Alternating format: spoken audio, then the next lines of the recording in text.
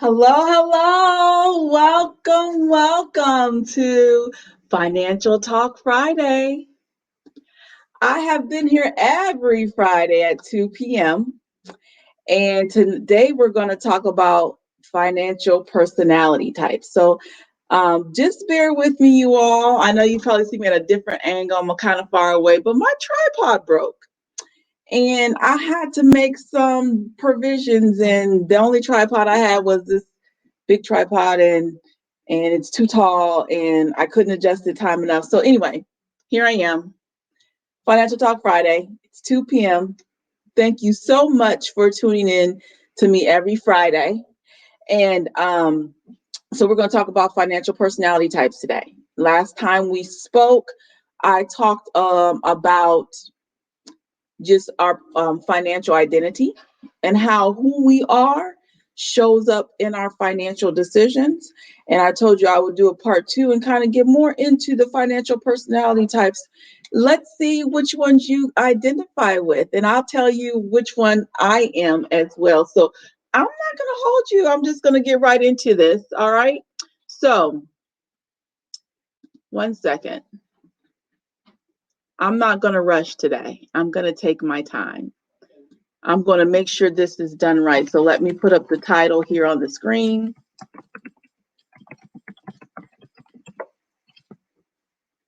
So anyone coming in will know what I'm talking about. Now, of course, you always know that we want to do what? Share the knowledge, share the wealth. All right. So make sure that you are hitting that like and share button. Make sure you give me some feedback as I go through these. What do you feel is your personality type?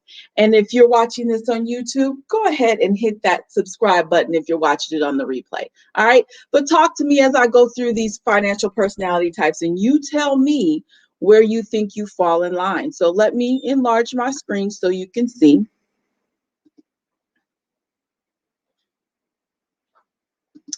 So our first is the saver. Savers, they're disciplined and they're consistent with putting their money aside for a rainy day.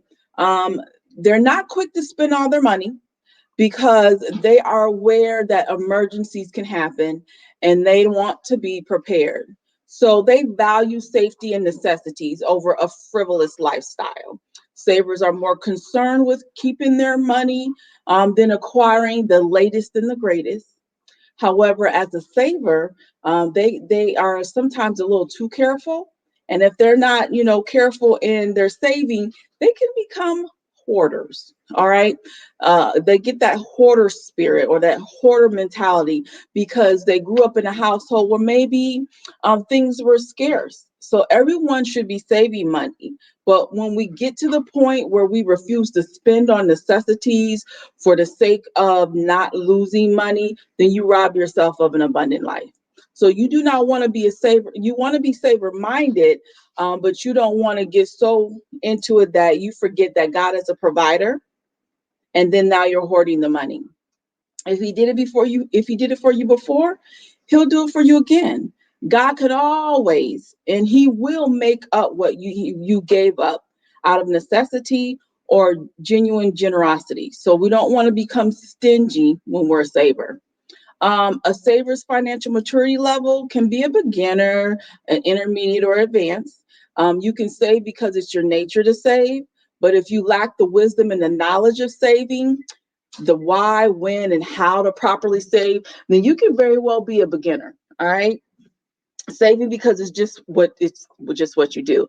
However, the innate ability to save does position you to prosper with the right education. All right. When you get the right education about how to make your money work for you. So if you are a saver, you're on a good playing field, you're on the right track. All right. You just got to make sure you get that financial education and that proper financial advice so that you can save the right way. Next is our spenders. So our spenders, they spend every dime they make. Okay, they leave nothing for emergencies. They have no thought about the future. They live paycheck to paycheck. Their mentality is spend, spend, spend, because they know another check is coming. So they give no thought to catastrophic events such as job loss or sickness, accidents, or even death. But what are you going to do when you lose that job and there's no money coming in? You have a false sense of reality that it won't happen to you. And we have to know, and this pandemic is a great sign that it could be you, right? And so they have a false sense of reality that it's not going to happen to me. Spenders' financial maturity level is beginners, that of a teenager, right? With a part-time job. We all have probably adopted that behavior. I know I was like that when I was a teenager, 16, got my first job, and we are spending our money. We couldn't wait to work so we can get our money because our parents is not buying us or giving us what we want. And so we're spending that money on the latest shoes and the clothes. We're eating out all the time. That was my thing, to eat out. I love to eat out. I was a foodie. I'm still a foodie, but of course I'm a mature foodie now. And so we're eating our money away. Then if you're a saver, your mentality brought you back to reality as you got older. You told yourself, okay, play time is over. I need to start putting some money away. And if your mentality was not to save, you continued to spend freely. As you got older, you didn't mature. You just kept on spending, and and you have nothing of real value. So unless you had someone in your life to talk to you about saving, and then your spending habits, they're not going to change when you get into your adulthood. So, again, we all as children or teenagers, we get these jobs, we want to spend our money. Some of us have that innate ability to say, okay, we get to a certain age where we say, okay, I got to start saving. Some of us never get to that. And those people need someone that needs to teach them how to save. And if they didn't have that, then they won't learn that. And you'll continue to spend every dime you make as you get older. You will have increased your pool of expenses to big ticket items such as car and travel, golf clubs, electronics, and so forth. We probably all know those kind of people that's like spending the money and they're not remembering the responsibilities that they're having. You're wondering what's going on. They're just overspending. Okay, so those are your spenders. They're more into buying liabilities than any type of assets. Next is our big spenders and shoppers. And I know you're probably like, what's the difference between a big spender and just a spender? So our big spenders, they'll buy anything for the sake of spending money. Anything. They're living a facade. They just can't help themselves. They have no discipline, and they spend more of what they want than what they need. So they have more coats than they ever can wear, but just had to buy it because it looked good. They have all the latest sneakers and they don't even wear them all. They just want to be able to brag about what they got. They have all the latest electronics, more TVs than you can watch. They spend money on any and everything that they want, whether it's a good deal or not. Okay, they are consciously thinking about where the money should. They're not consciously thinking about how to properly appropriate the money. We're just spending, no savings or thoughts of the future. They'll sign up for medical, dental, vision. They'll even have retirement taken out of their check, but that's it. They're not thinking about no emergency outside of what they've already got through the employer. Their biggest money goals is living larger than life, looking good while they're doing it, with no vision for the future. All right. Those are our big spenders. Let's talk about our debtors. Debtors. You could probably guess from that title what a debtor is. Debtors are your overspenders and shoppers that overextend themselves beyond the paycheck to the point they are in debt. Broke before the week of the month is even out. If they have credit cards, they're maxed out and maybe even over their limits. Their bank accounts are good for overdraft fees. They're always in that check cashing establishment borrowing money to spend with anticipation of money to come. They just have no concern about what they buy compared to what they make. They've probably never heard the term discretionary income. Debtors live above their means. If you fall into this category, you definitely have to ask yourself, why do I have no self-control? Who taught me to live this way? Were your parents in debt? Did you have a mom or dad that filed bankruptcy more than once because they overextended themselves over and over again? You know, we are creatures of habit. We are products of our environments. So we got to start looking at why am I like this? Where did this come from? If you're a debtor, you have to stop spending money you don't have and get debt management plan of how you will get out of debt. Okay. Our next one is our sharers. Sharers. Those are our givers. Those are our generous people. These are your people who are always giving. They'll give you the shirt off their back if they had to. It is just in their heart to give. And whenever and however they can give financially, they will. All right. They are so willing to give up the money to help others. It's not even a thought in their mind not to give. They are just so charitable. This doesn't mean they're not keeping anything for themselves, but they know that if you give, you shall receive. So they give with expectations. And then we have the prudent spender. A prudent spender is our budget conscious and healthy balance between spending and saving. So this is a good personality type, prudent spender. All right. They're much aware of how much money they're making and where it goes. They are disciplined in paying their bills according to a budget and taking discretionary income and saving it. They spend, but they do not splurge. Instead, they plan for their spending. If they want something, they put money aside until they have it. They have credit cards, but they use them for practical spending and pay them off immediately or within a reasonable amount of time. A prudent spender is financially savvy when it comes to spending money, but they may or may not have the knowledge on how to grow their money. So that would be the con of a prudent spender. But the prudent spender has, all of the financial savviness of balancing spending and saving that with the right education, just like the saver, with the right education, they could learn how to grow their money. The problem with prudent spenders is sometimes they don't get the education they need in order to grow their money or put their money to work for them. So again, if you're out there and any of these resonate with you, let me know, what kind of spender are you? My next spender is the investor. Oop, went too far. Investors. Investors are your wealth builders. They understand the concept of putting their money to work for them.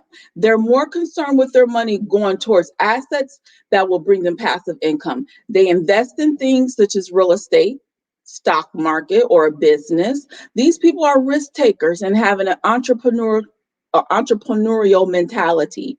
So most investors have a go-getter, ambitious, competitive, and optimistic mentality. However, anyone can be an investor and build wealth as long as they have the financial education. But your personality will dictate the type of investor that you are, and according to your risk tolerance. Okay, so our investors, they're kind of a little bit more savvy. They've got the education. They know how to put their money to work for they're more of your entrepreneurial type. But you don't have to be an entrepreneur to be an investor. Just so you know that. All right. I like to call these folks in this category the freedom seekers. They're the desperately seeking financial freedom.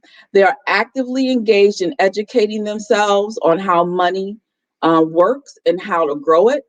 People who are pressed for financial freedom must know that everyone will not be millionaires. Financial freedom is not about being a millionaire, but you can have a piece of the pie to have a nice, abundant life. Okay.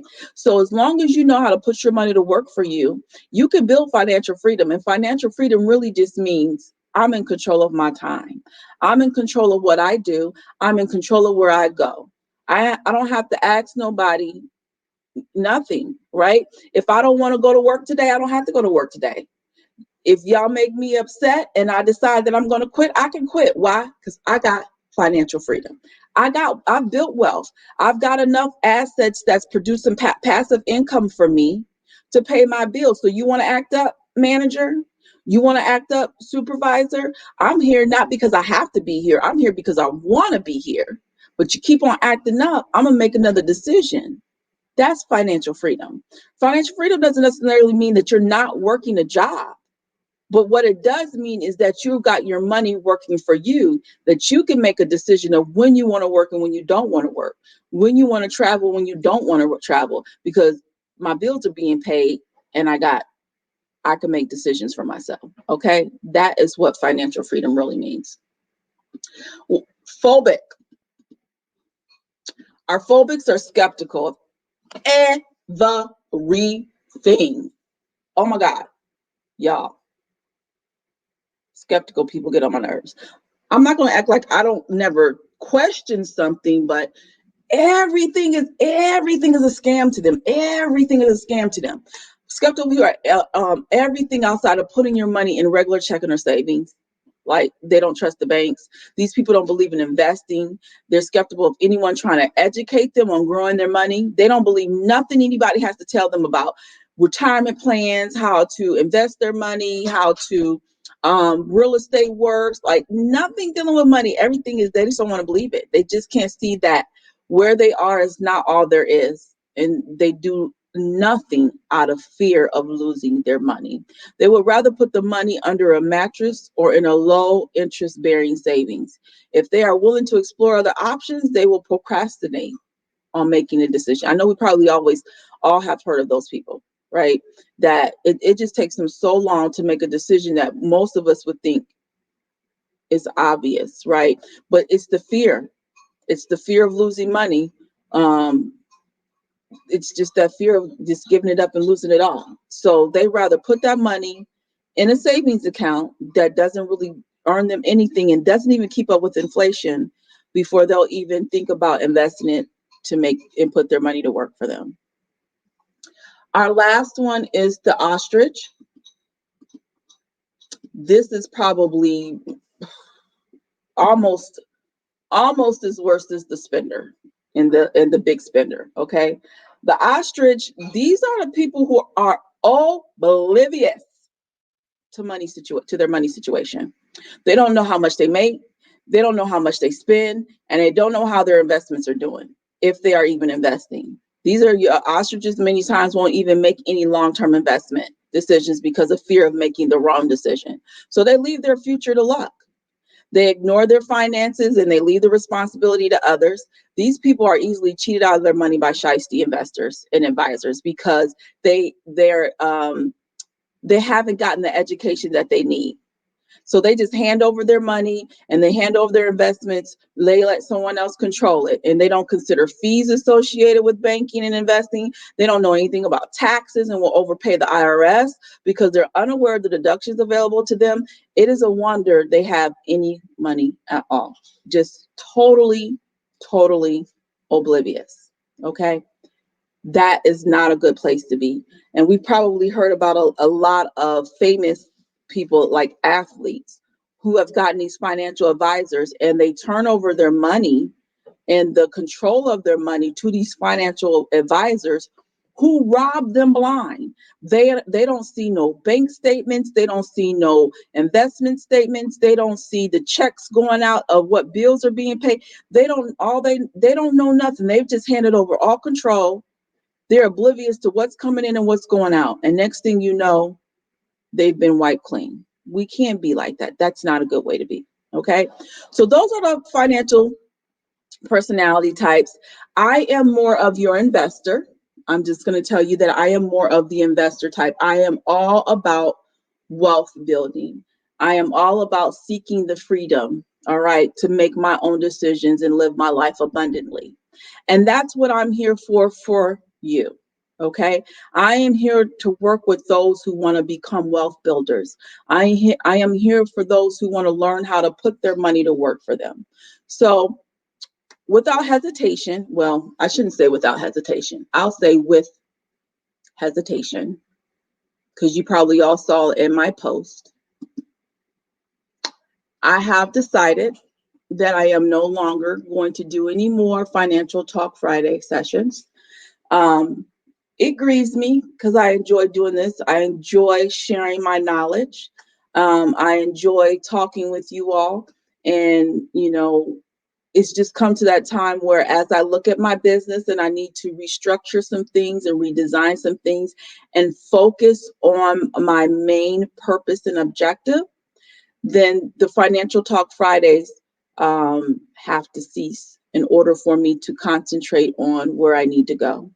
And where I need to go and where I need to concentrate on is my whole purpose when it comes to money, which is wealth building, helping people grow their money, helping them learn, understand how money works, and understand how to put their money to work for them and grow their money. And so I say, this is not the end. This is not goodbye. This is just a see you later, because you'll see me again, but you'll see me again more so in educating people on how to build wealth. All right. So that's what's going to be happening. I hope you've enjoyed this, though. I did want to send you off with something great, with this being my final episode. So I really hope you enjoyed that.